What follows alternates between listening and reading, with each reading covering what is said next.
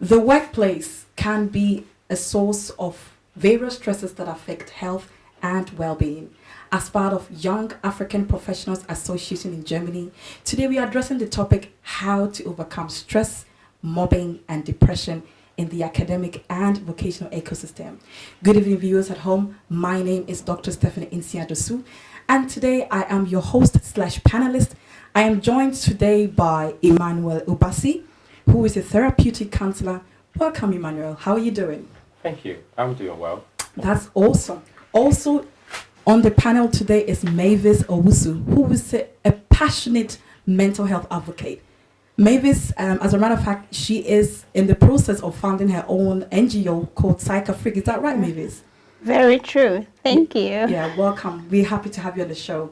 And we have our sister, Oloruntoyin, who is actually a co-founder of a Black Community Coalition for Justice and Self-Defense. I want to state that correct. It is a self-organization for social justice and defense against racism, as well as political, educational, social, and economic empowerment for the advancement and well-being of people of African descent. Welcome, Sister Oloruntoyin. Thank you. So you can see today we are kind of a blend of Ghana and Nigeria, I would say, isn't it? Very true, yeah. That's nice. So now going back to a question, how to overcome the psychological effects caused by stress. We know when we talk about stress, stress can be induced by an injury, somebody dislocate their shoulder, muscle restraint.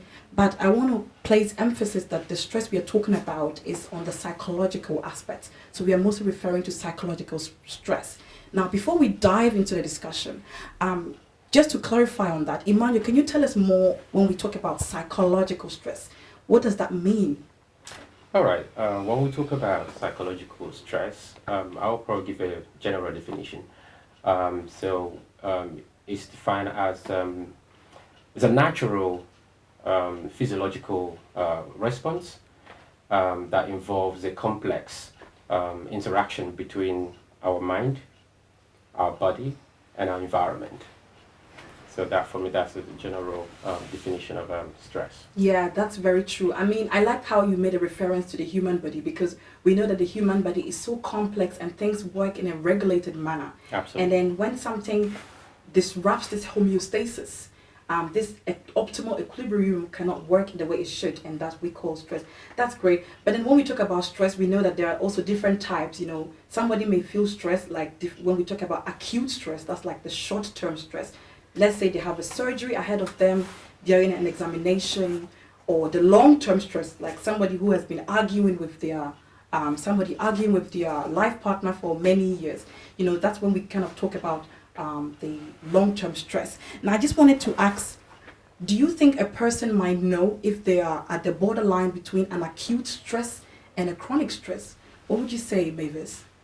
Well, like Emmanuel said, I think stress is what happens to us and our response to it, right? So yeah, a person is most definitely to know whether they are stressed out.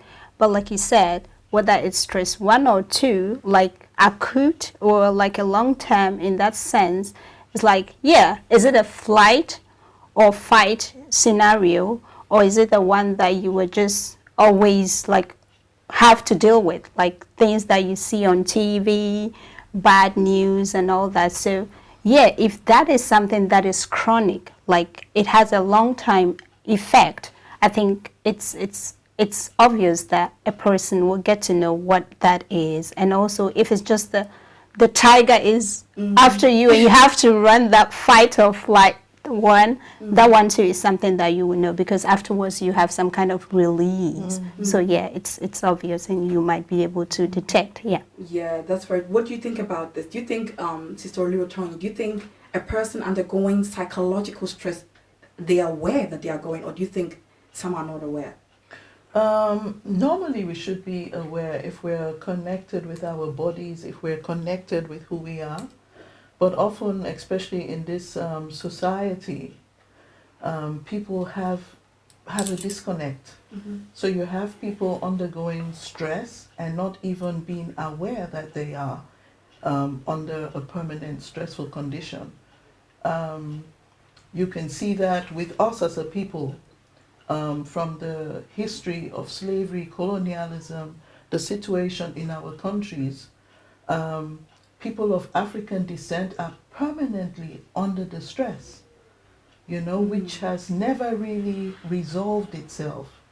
And most of us do not realize that, So you have some people talk of post-traumatic syndrome, and actually it's a persistent, perpetual enslavement, systemic trauma which is still going on, and which affects us, and we pass it on to generations if we don't address the issue. Very true. I like what you said, that some people are aware and some people are not aware. I feel like if I make a blunt scenario, so let's say you have somebody who is working and they start a new job and they are so overly ambitious. I must achieve this. I must show my boss that I'm good at this. They take a lot of work overload and they're working. Now, this person, on one hand, because they're so over ambitious, they are not aware in their environment that this is causing some sort of stress. But then they are focused on the work and what they want to achieve. And in my opinion, I think such a person might not even notice that they are under stress, but maybe people around this person might know maybe they are easily irritated, or and on the other hand, another person might know that they're under stress. For example, let's say somebody has an exam and they are so under stress. They will notice it by the physical actions. For example, maybe their heart rate start pumping, they are sweating, bam, bam, but they kind of like notice it. So I think in my opinion, it's a yes and a no. What's your take on that, Emmanuel? All right, there are three different factors when you look at stress. So how to also identify this. So there's body ache. You notice that person is having much headaches and body tension. So when you talk about psychological symptoms, that would be the person's always in a hurry. But that's behavioral. Always in a hurry, psychologically very irritating, and they lose their temper quite easily. So when you start to notice some of these symptoms, that's a clear indication that, okay, I think I'm stressing and actually need to slow down. That's very good. So they would know that they are stressed and they can slow down, what you said. And I'm wondering, do you think knowing that everyone has a level of stress that they can tolerate, Sister Oloruntoyin, from the psychosocial angle, do you think there's any change in behavior? People might notice that, okay, this person was undergoing acute stress because of something that happened, and now it's a chronic stress. But do you think we notice that sort of change in behavior from that to the other? Yes, I think we do notice, because in an acute stressful situation, most often we are aware of the circumstances, and the person is also aware of the circumstances. And in a case of a chronic stressful situation, this situation, a negative situation, has been going on for a long time, and the person has actually feels they have adapted to the situation, but they notice because you feel unwell, you're not happy. In a work situation, this can show up in that you wake up and it's difficult to wake up and it's hard to get to work. You're thinking, should I call in sick or not? You get a bad mood as soon as the talk comes up of your work. Sometimes you're aware that you don't want to be there, but you need the money, financial issues. So this type of situation going on over a long time is the chronic situation. People usually know that they are not happy, They may not connect it to an illness, they may not connect it to the health factor, but they usually know that they are not satisfied, they're not content with the situation and with the circumstances going on. I like that you also mentioned one thing about the acute, that something is happening, so they're aware that something is there. But then the question is, we now talked about, let me just go back, we talked about the acute, we also talked about the chronic. But then there are those people who are, I would say, in between. They are not acute, they are not chronic, but there are those who we call episodic acute stress. There are those who kind of initiate stress, they want the stress. So an example would be you know, they at work or maybe in school, they have a deadline to do something. And instead of they have a month to start, they won't start. They wait until the last 2 days because they need it. Okay, now the energy is there. They feel motivated. And maybe, do you think it's healthy to do, you know, to pile the stress up? Sorry. Or maybe you want to add No something to worries, that? you wanted to go Yeah, first sure. before then Yeah. I continue. Okay. Yes. Yeah, it just occurred to me that it's important to mention that stress in itself is not always a negative, you know. So we have situations where we have to respond or react, and the body produces the hormones, you know, adrenaline, cortisol, and we are pushed. If you have to go on stage to perform, if you have to run a race, these are, you know, responses in the body that allow us to achieve certain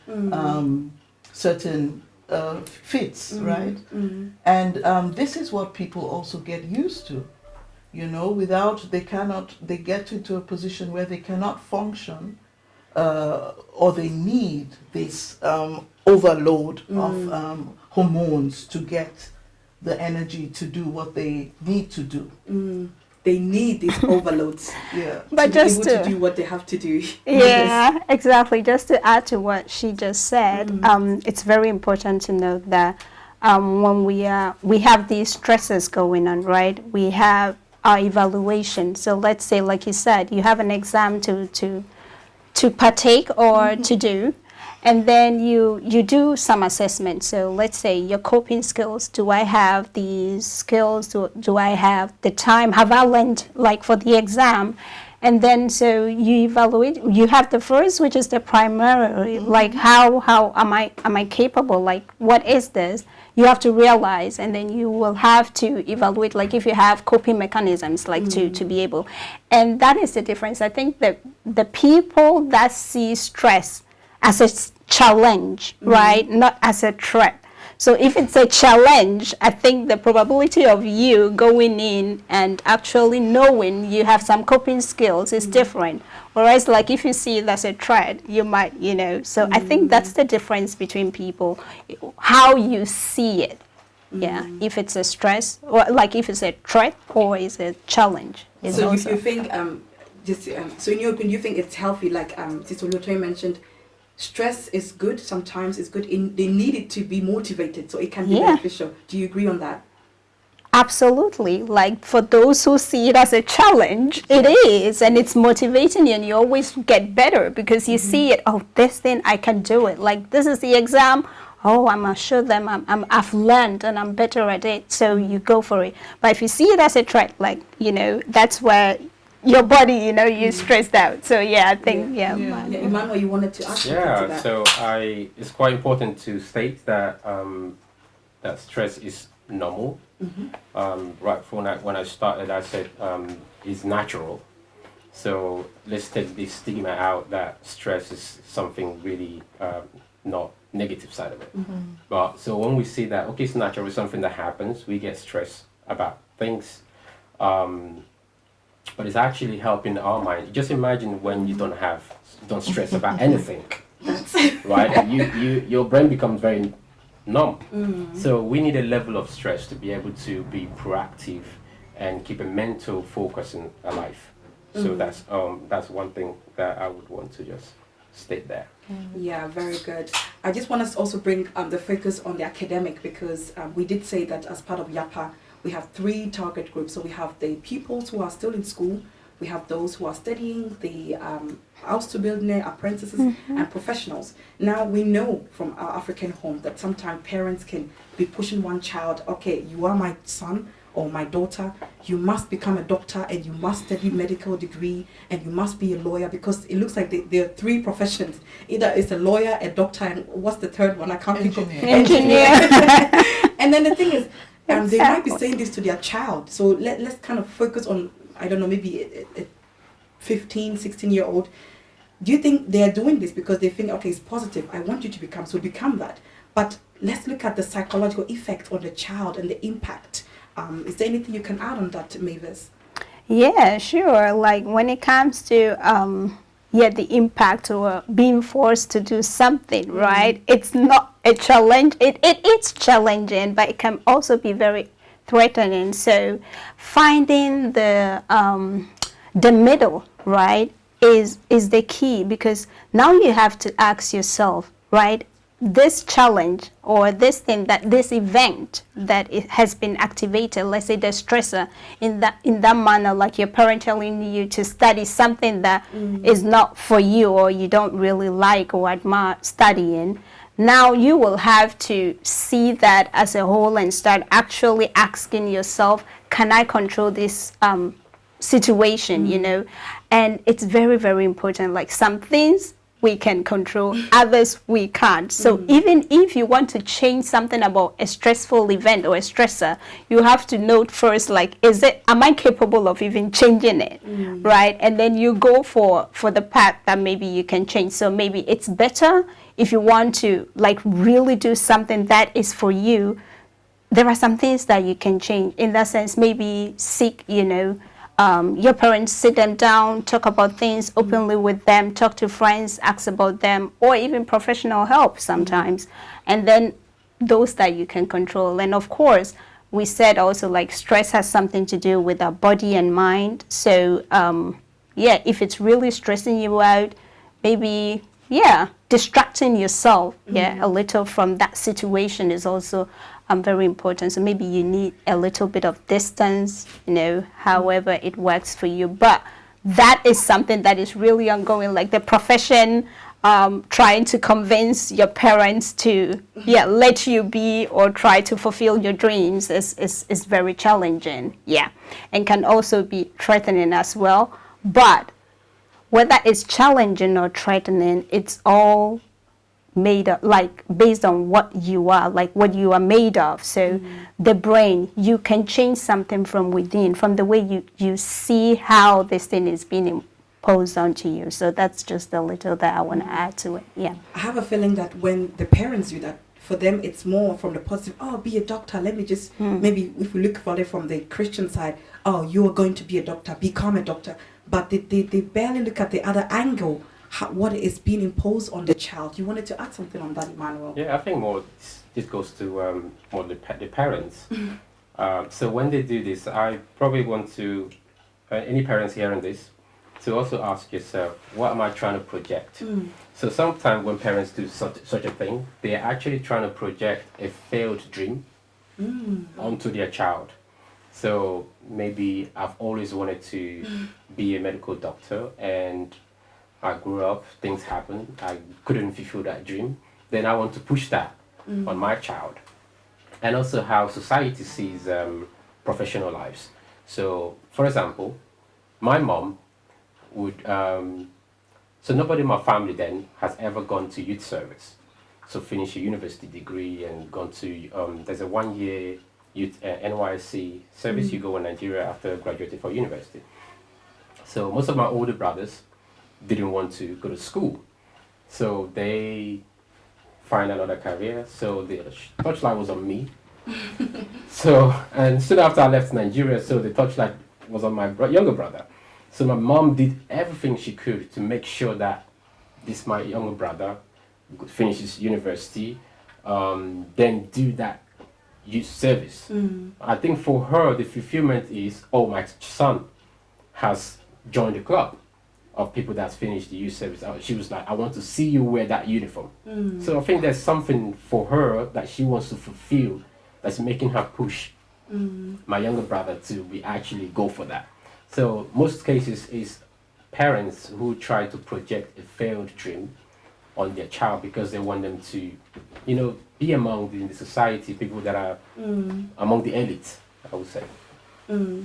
And I think it's well you stated that. So it's something, maybe a failed dream they want to project onto the child. But like we were saying, they barely look at that angle. Do you think a mother would say, okay, I want him to be a doctor or go to university, like you said, but they're also looking, okay, I should not put too much stress on my child. Do you think they ever look at that angle, Sister Oloruntoyin? Because as parents, we want that our child to be the best. But do we ever look at the other side, kind of weigh it out, okay, I want him, but I should control it, not to put pressure? Because we know that stress has a lot of effect on different parts of the body, on the cardiovascular, neuroendocrine. I mean, so many parts. But we barely look at that. How can we help our parents, you know? Yeah.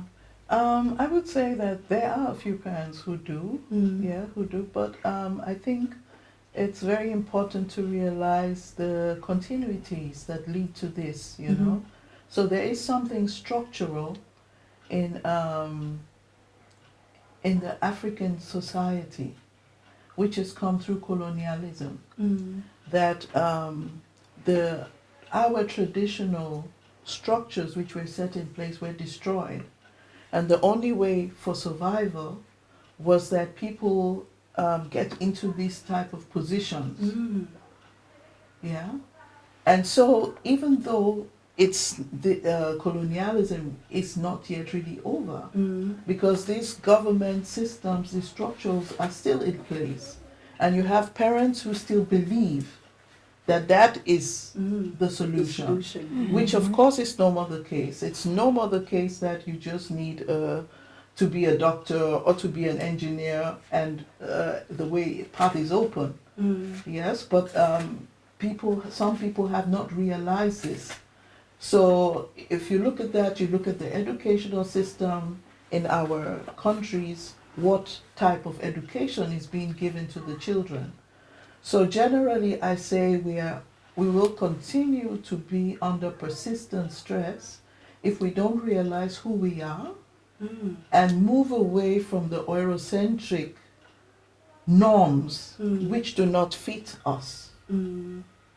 Yeah, they do not fit to us, they do not fit to our societies. So normally going to school education should also teach you what is your passion, what do you love, what do you feel well doing? When you do things which make you feel well, then you will be healthy. I like that.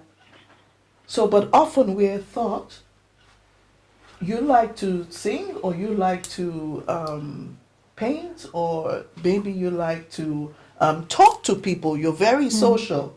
This is not being encouraged. Rather, you might have people telling you, oh, you care too much, because we have taken on these norms, you know. So it's very important. Part of mental well-being is regaining, relearning, reclaiming our Africa-centered traditions and values. Yeah, because in the Eurocentric you have hierarchies. Yeah, you have elite. Yeah, the religion, for example, was very exclusive, and others were not part of it. Yeah, so it's very important to look deeply into this, as well as getting the care needed and raising awareness. Like program like this is of course fantastic, and what you are doing to change the minds, the mind, the way we think, the stress that's already with the thought, with what we're thinking. You did mention one thing, that we will continue to be under stress. What is an effective stress management? I mean, somebody could be, the example we made just now with a child, you know, being imposed what to study, they're under stress. But this could also be an adult in their work or family or children, or stress is, you know, everyone experiences one on and off. And so what is an effective stress management, or what would you say, what can these individuals do to overcome the stress? Okay, there are several things we can do. There are several strategies, breathing techniques, relaxation. There are several things one can do to deal with stress. I always like to go back to cultural coping skills, which we have. Yeah, talking. We have in Sierra Leone, for example, we have fambo talk. That means the whole family comes together to talk on an issue, to say what is happening. Your mood is going down. Is something making you unhappy? You know. So this type of talking, which is normal to us, is normal to our culture, is a very important skill. Then you have other things like the praying. You know, the using the voice, the speaking, using the voice energy together with others, resonating with others to articulate what you want, speaking out is also a therapy. The music, the dancing, it's also therapy. And Eurocentric norms are usually individualistic, and we are a communal people. So these are the things that are very useful as well in getting. I know that anytime, I mean, watching in the Western countries, when we talk about stress, most people, it's more, okay, do yoga, go for sports, things like this that people often hear. What would you think, what can a person do, a person under stress, maybe watching, we've talked about that stress can hit anyone. What is your advice to that individual and how can they manage this? All right, thanks for that question. So it's not every stress management program or plan works for every individual. So you might tell somebody try yoga. So the person goes try yoga and then she still feels like What's that? I'm still dead. So not every plan works for every individual. So it's best for you to identify what actually works for me. And when you work with as a therapist, when you work with somebody with such issues, then we try to, okay, what kind of a therapeutic model could I use to be able to help this person? So when we're able to identify that, we'll be able to go with that. And I also encourage relaxation.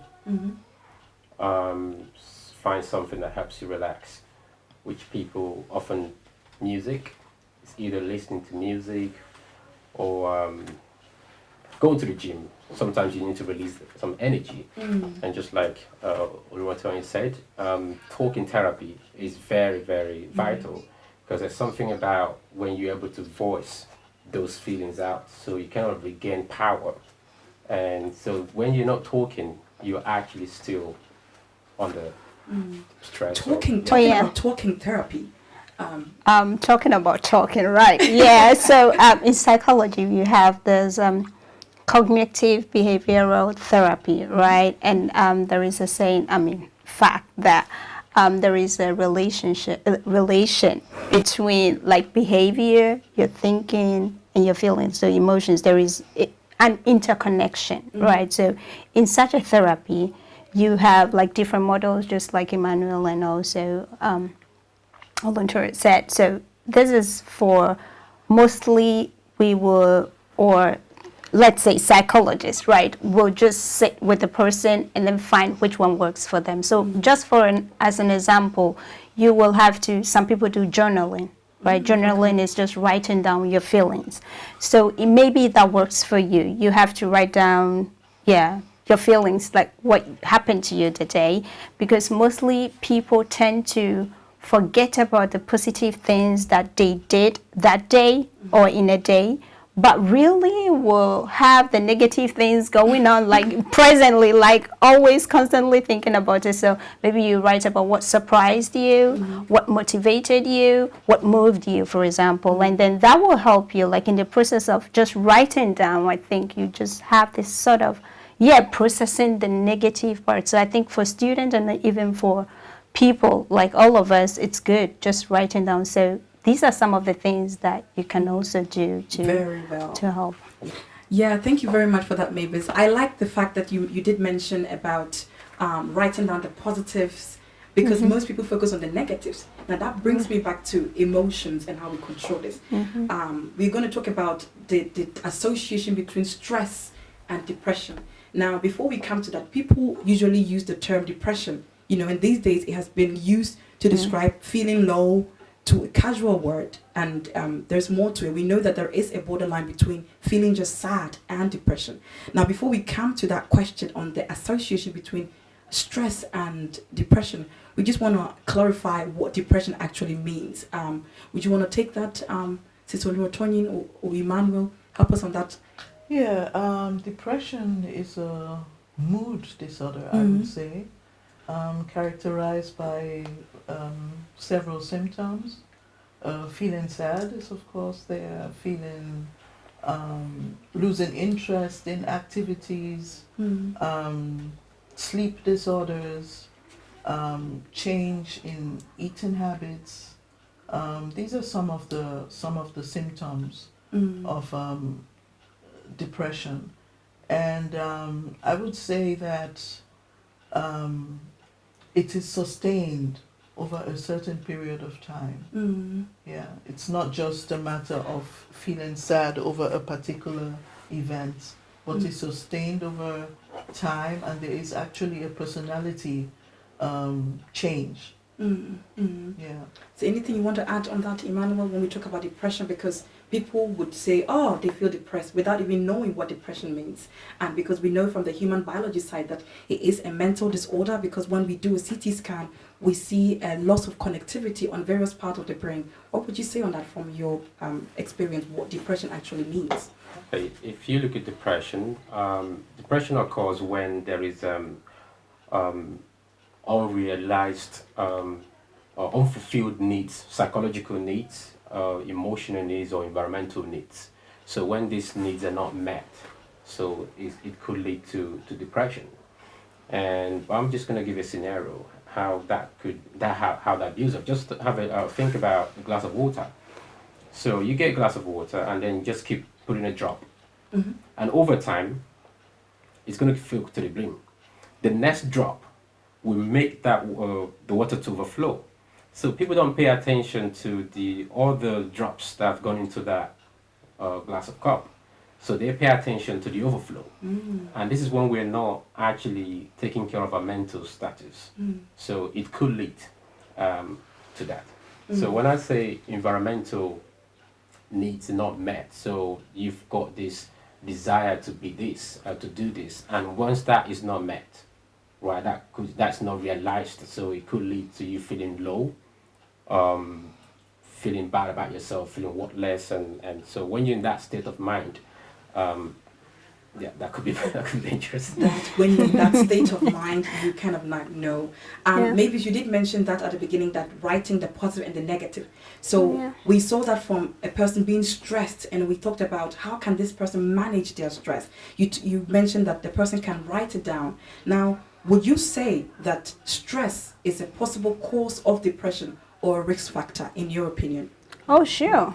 Stress is, of course, one of the, if not the cause of depression, because, managing stress, like I said earlier on with the CBT, which is the cognitive behavioral therapy, there is a interconnection between stress and depression. And this was actually with the CBT came out of let's say, a research that was done on people that were clinically depressed, right? So the therapist, the psychologist found out that these people that are clinically depressed actually they think negative, like too negative, that this kind of negative thoughts that they have impact their relationships, right?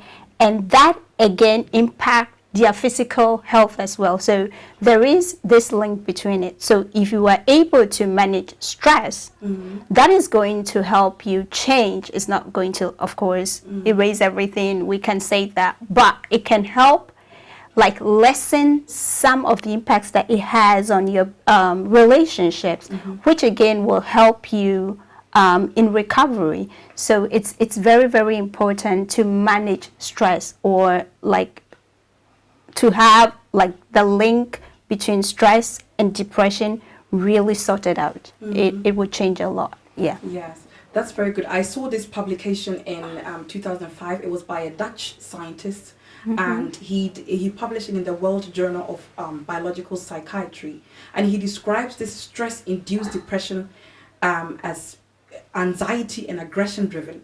So he said those people who are stressed and eventually goes into depression, they have this aggression. Do you agree that in looking at the behavior of such individuals, we would notice things like that, Sister Oloruntoyin? Yes, one could notice such symptoms. I think it's different. Some people are very passive. Okay. Some people are very aggressive, and tend to be quarrelsome or more irritable. I would come back to the point of being well, of the feeling of well-being, and would say come to the point which you've also touched on, psychological needs. Yeah, that often psychological needs are not being met, and often we do not even take that into account.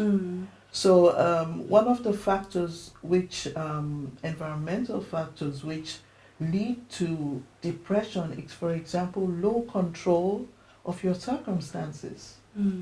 So those who have, even though they have a work overload, but have a high control, top managers, and they seldom have that form of depression, although it happens there too. And usually those who have practically no control over their circumstances and have a kind of learned and internalized helplessness do suffer more, have a higher rate of depression. So it's very important, I think, to realize and analyze your needs and your values, and also to see exactly, to look at the different perspectives of a situation, thereby addressing the thought process which is going on. And one can do this with the help of others or alone, you know. But usually we haven't learned to do this and do need to go to someone for assistance. So I would say that this is a very important factor to be able to, and also to realize that as a counselor, the solution is within the client.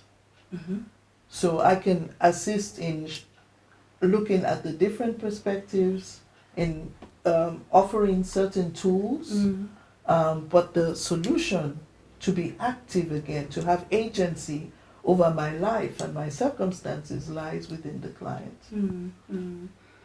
I talked about, you brought my point to, you know, how it is within the African community, because when we talk about depression, the question is, do you think within the African community it's accepted that a person, it's okay not to be okay?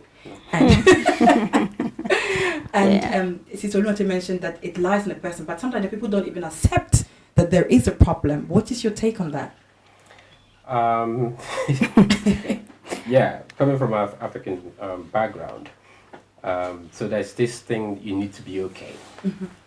So we call it drives. So we grew up as kids, we grew up with different drives. Hurry up,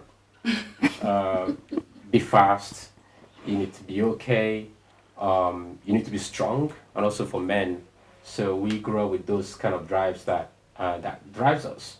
It started from childhood. So nobody would understand, okay, I'm really depressed, I want to, what's depression? Come on. Or go pray about it. Or stand up to your feet, shake it off, and then move forward. And you notice that most times when you go to church and you talk about some of these issues that are very depressing, some pastors probably not well trained in that regards to be able to offer psychological help, or end up praying for you and giving you some Bible quotations and talking from African perspective, Bible quotations, and the Lord is going to do it. Shake it off, read the Psalms three times a day, and then you're going to be fine. And to be honest, I would say maybe sometimes it works for people, maybe sometimes it doesn't work. But what about the people that doesn't work for? And you find out that you're coming back a day after with the same issue. So we need to make that room in African context, that it is okay to actually not be okay. And we need to build that empathy. I think that's also what is lacking.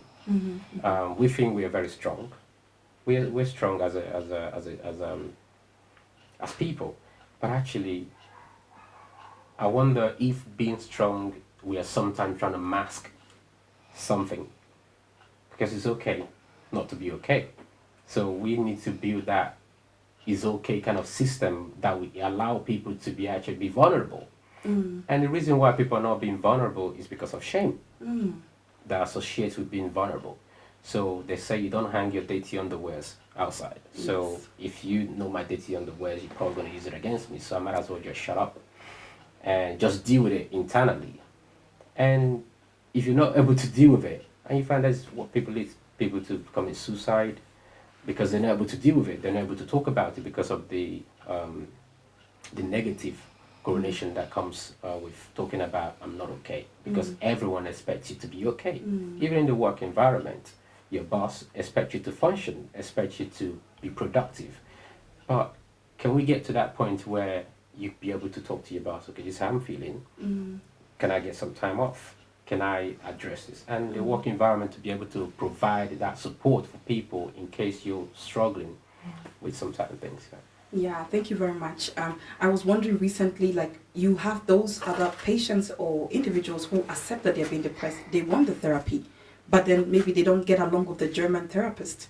Maybe they sit and maybe they don't feel the help because of the language barrier. What would you say on that, Mavis? Well, that's rather unfortunate, and it's something that we hope to change as time as we evolve. That most Africans will study psychology, become therapists, and start helping. Because they can identify with the people. Really, it's something I just wanted to add to what you said, and one of the others is like be the head but not the tail. Yeah, right. In your dedication, that's the first thing that you get when the pastor is praying, or the elder in the house or the family. But I also want to add to what my other speakers, said. You said something about being helpless. So I think like most people have learned helplessness. So there was also this research that was done with a dog, where the dog was placed in a cage where they have a divider. And then on the other floor was a metal, and the one was like with a fur where it was comfortable.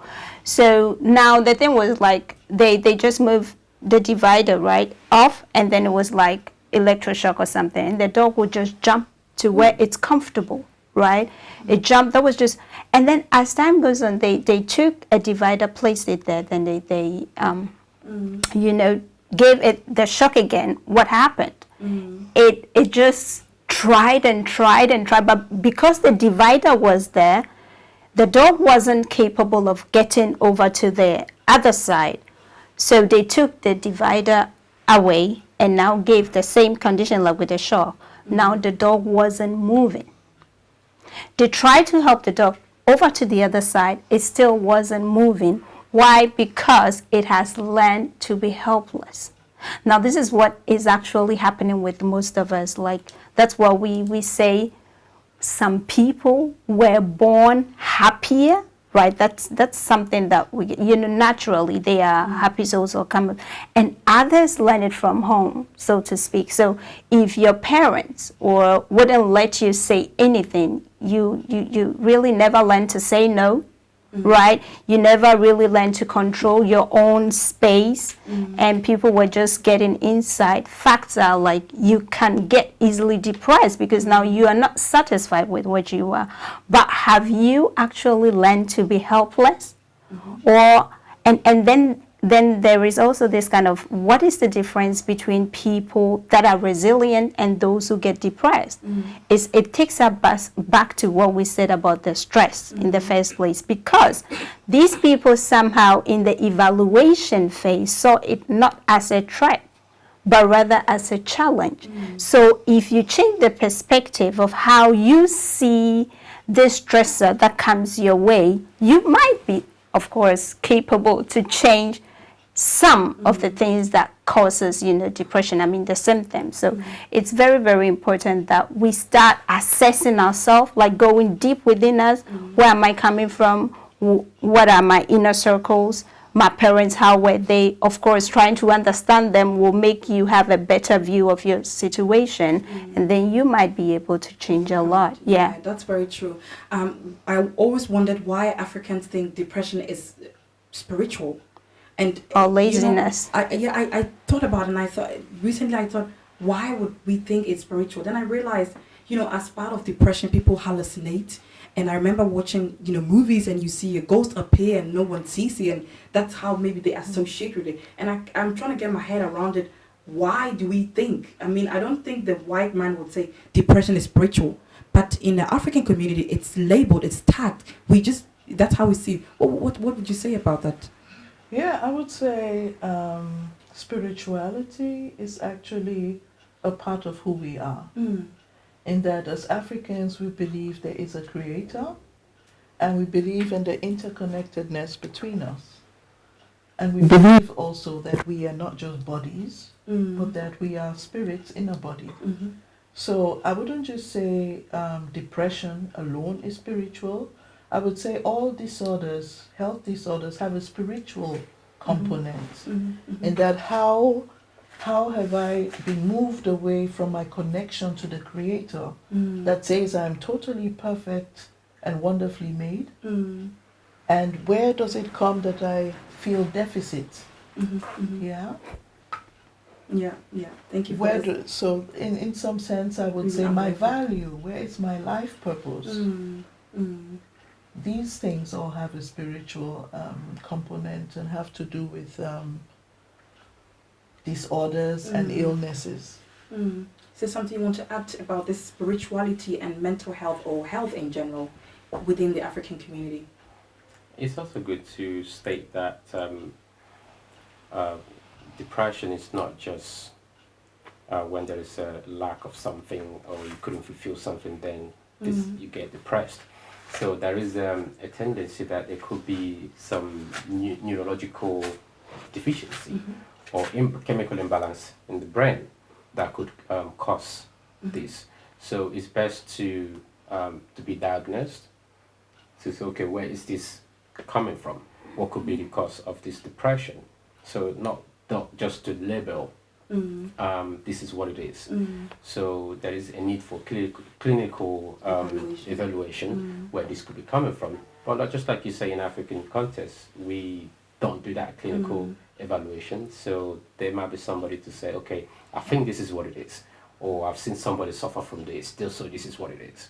So if we're able to have that kind of clinical evaluation to help people understand, okay, this could be the reason why you're having this. So we've not been able to come up and say this is the exact reason why somebody's depressed. So there could be different factors, there could be different kind of issues that have arisen that could cause the depression. So clinical evaluation would be best. But for just like Oloruntoyin said, there's nothing wrong being spiritual, because spiritual is part of who we are. So what is wrong is being religious. So there's a difference between between being religious and being spiritual. We are born spiritual. So religion is what we actually invented to actually meet spirituality. So we are already spiritual people. So, but we have invented, because we lost our spirituality. So we've now clinged onto our religion to be able to meet that spirituality. Do you think that explains why any psychotic behavior in African, or maybe, because I know that from movies that you hear somebody talking on the road and they think, okay, spirits, do you think that has an association why we think everything that has to do with mental health? I mean, you see people talking, or they'll be saying, oh, I saw, there's somebody behind you. He's trying to cut off your hair. Don't you see? And then we always somehow, I believe in demons as much as I believe in hallucination. So, but I cannot give a clinical diagnosis of what it could be. Yeah. But like I said, I'm a spiritual person, so I could be this person is tormented spiritually, or by whatever, and it could be other reasons. Yeah. But then, what care is there for those who are undergoing depression? From the psychosocial angle, let's say people who are depressed, sometimes they don't even want to speak up, but then when they do, what kind of care is there for these individuals? Yeah, for those who are feeling depressed, I would say exploring the situations and trying to find that which makes you happy in certain circumstances, what brings you joy. So this is something which is very important. So sometimes it's like things like going back and remembering a situation where you felt happy, even if you don't feel happy now. And the fact that just remembering that, the body releases already endorphins, serotonin, and it has an effect. All the things, everything which we get as medication is available either in nature or hormonal within our body. And there are ways of activating that. So this is one important part, is really to look and to say, okay, working with the person to find what made you happy. Can you remember? Even if you don't feel happy now, can you remember certain situations where you were happy? Then I would say the other thing is assessing, evaluating the current life situation and trying to look and see what is happening in your life right now. Because we believe the mind, the body, and the social circumstances all interplay within each other. So looking deeply into your circumstances. What has happened? When did the depression start? What was happening around that time? What is happening now? And where it's like looking at a cube from different sides, and that brings clarity.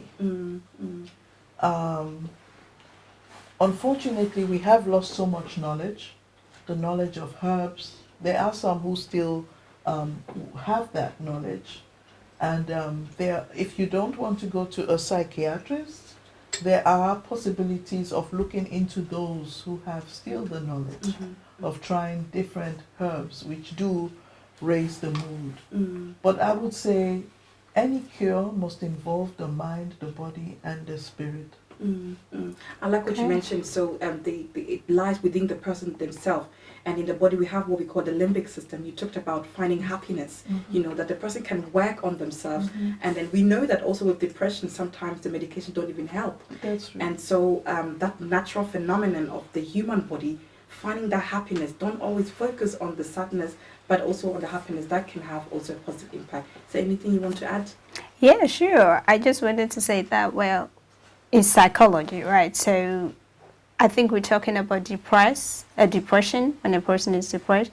So we want to give some of the symptoms and also how this is like actually clinically diagnosed. So in the DSM-5, there are like about 9 symptoms. And in order to be diagnosed with depression, you would have to have 5 out of the 9. Exactly. And some of these are just like being angry, like getting angry, being agitated, moodiness, right? And also like loss of appetite. Either you are eating more or you are eating less, so you gain or lose weight about 5 kilos. And anhedonia, like things that you used to enjoy doing, you love doing, now you are not really doing them anymore. Also some of the things are like, you feeling worthless, like you feel empty, you don't know, like you feel like you are not worth it, like you're not worth doing anything. And lastly, so to speak, some people get suicidal thoughts, and some are like being actively suicidal or even passive. That is when you wish like a car just knocked you down, you'd be glad you were dead, but it's not like you're actively going to do something to kill yourself.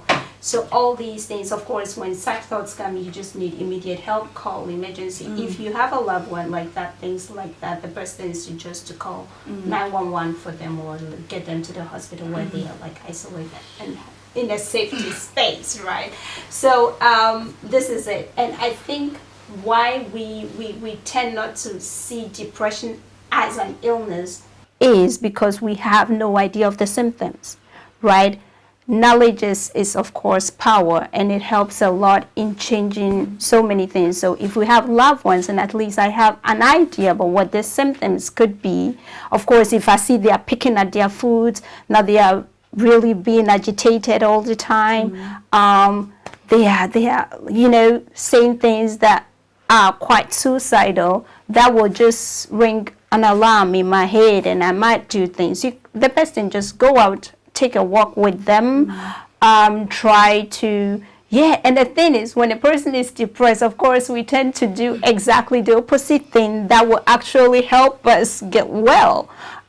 Why you find it better to sleep hours than to go out or to see a friend, and you might not be capable of going to the kitchen to cook healthy food, but rather eat junk food, like fast foods.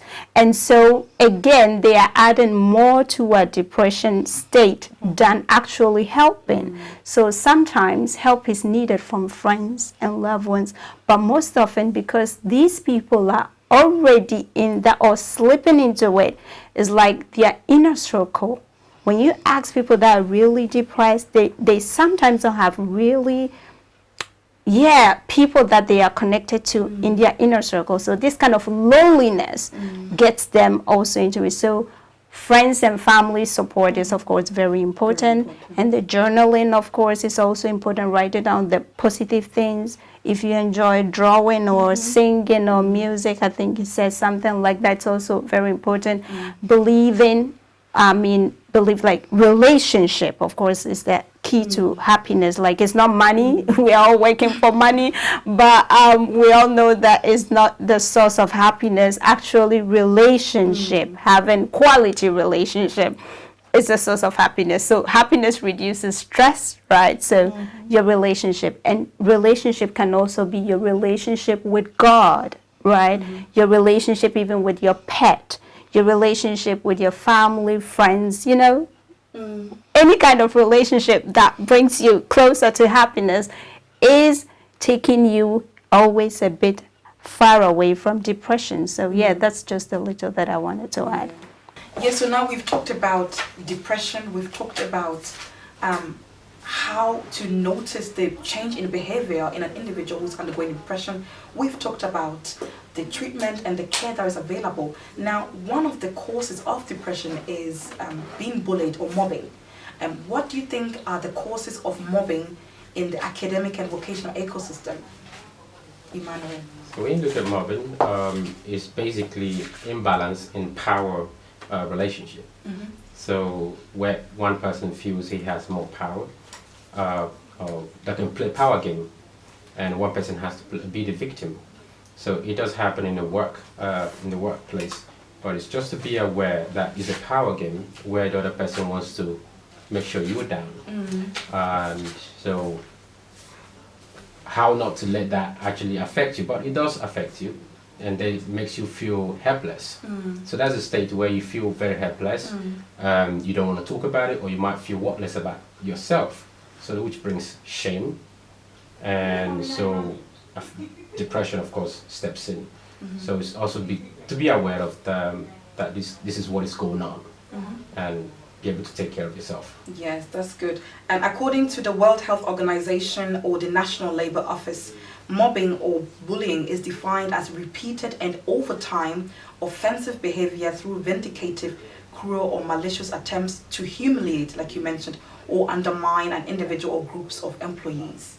And so when we talk about that, sometimes we ask ourselves, in the working environment, what can it happen? Now, I looked at a clinical study or 35 Italian cases that are in court, and they were looking at what are the causes of mobbing in the working environment. And they found out, as a matter of fact, that the victims were women. And the causes in that report were because the women were too ambitious. Why would a woman being ambitious trigger a person to bully this individual? What do you think, Mavis?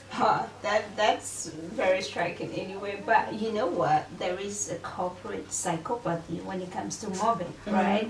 So also, if we want to tackle this mobbing thing, we will have to actually know who the person, the perpetrator, what are their personalities.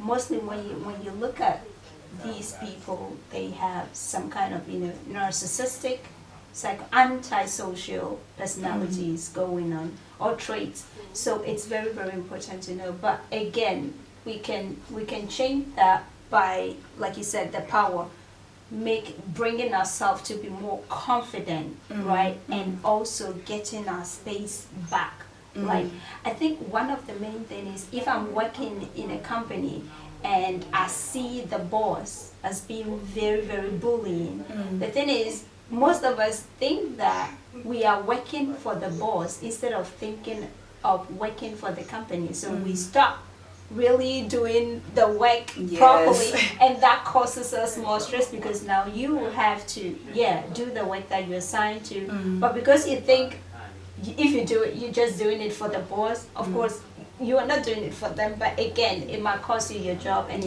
on the other hand, long term it's very stressing. So I think knowing about the personalities is very important. But again, mobbing is neither good for the perpetrator, for the victim, or even the person that is witnessing it. So that's something that we have to. There's this guy who's called Carsten Stahl. He's a very famous or known anti-mobbing activist in Germany, and he always talks about his experiences. And he said when he was being mobbed as an overweight child back in school, what he noticed was that the person being bullied doesn't want to talk about it because of the fear that the perpetrator would add more, because he said the perpetrator tells him that if you talk about it, they would harm their mother or their sister. And so they have this, they must not talk to anyone. So now the question is, how can the bullied be helped? Because they don't want to tell their parents. You know, you have your child, they are undergoing so much at school, but they come home and they don't want to tell you about it. How can the bullied be helped? How can the parent identify that I see my child, something is not right? How can they, because if the child doesn't want to talk because of the fear, but how can this bullied be helped? Because we, like we mentioned, we don't want to wait until from the bullying to depression to suicidal thoughts. But how can we stop? Because according to statistics, every second day a child in Germany dies because of mobbing. How can we prevent that? So how can we help the bullied? Anyone who wants to take on that, how can we help the bullied? Oh yeah. Emmanuel, yes. It's just about knowing how to talk to them, finding a safe place, like to talk to them where they feel comfortable, of course. And then you saying something like, "I see, like there is something bothering you." Maybe you might want to talk about it if they want to, like, or maybe they respect somebody or feel safer with somebody else. Then you can just connect them with that person. In that case, a professional, so to speak. So I think talking to the bully. Talking to the bully is also something. What do you think? You think that helps, like talking to the bully? Because on the other hand, they are very scared to talk to this. Even this individual is coming, or the perpetrator, that's the person who's bullying the victim. They're scared. Oh God, he's coming. Where should I look? Do you think they will have the guts to tell, or how can we help a child? Because some people may be even bullied at their work, and sometimes we look at bullying as in a verbal. But it's not only verbal. Some people, a work person may try to undermine your competencies. There's so many variants of it. So how can the bullied come out? How can they be helped? What do you think, Emmanuel? I would start by with the verbal bullying. So, for example, someone say you're very stupid. You are worthless. So, you there listening. So the best is to keep calm, listen to them, understand it's a power game. So to talk over you, tell you worthless. Okay, thanks for the information, but that doesn't define me. So the person will be okay, after saying this person is not affected. He might not want to do that. So if the person is getting physical, make sure you leave, I'd say, and report. If it's in school, report to the appropriate authority and let them handle this. So keeping quiet within is you actually empowering the proprietor to actually continue what they're doing. And also for a parent, if your child comes back home, of course with the relationship you've got with your child, you'll be able to tell there's a change in behavior. And probably he or she start being moody, not talking, or just went straight to his or her room, and you notice this is unusual. So don't ignore that. I used to work with a client who was bullied as a child, but came back home, tried to talk to the parents. They was like, deal with it. All right, why are you complaining? Go to his face. There was no that support. So right from that day, he felt like nobody wants to listen to me, nobody trusts my story, so I'm just gonna deal with it internally, which led to so many things later on in his life that was very dreadful. Cousin Cap always say that it's good to say stop, like you should stand up, because sometimes the people feel so small, but it's good for them to stand up. So if you're watching at home, you're undergoing, sometimes it's good not to feel so inferior. Get up, carry some strength that you too can stand up. Tell the bully to stop, and then you can also have the authority, and that is something that people have to learn to do. Yes. For themselves. For themselves, definitely. And so yeah, so thank you very much everyone at home who's watching. Today we tackled the question how to overcome psychological effects from stress, depression and bullying in the academic and vocational system. We've had a very educative and fruitful discussion. I don't know, we've been here for some time. We didn't even notice how fast the time went because it was so interactive. And so yeah, thank you. I also like to say a special thank you to the man behind the camera, Nake Media. Thank you so much. And so yeah, come back to our channel for more of this. Also go on our website www.yapagermany.de and register so you can have more of this. I would like to also thank all of our panelists here for your time and for the input. Thank you, and we hope you too at home enjoyed it. Have a blessed evening. Thank you. Thank you. Yeah.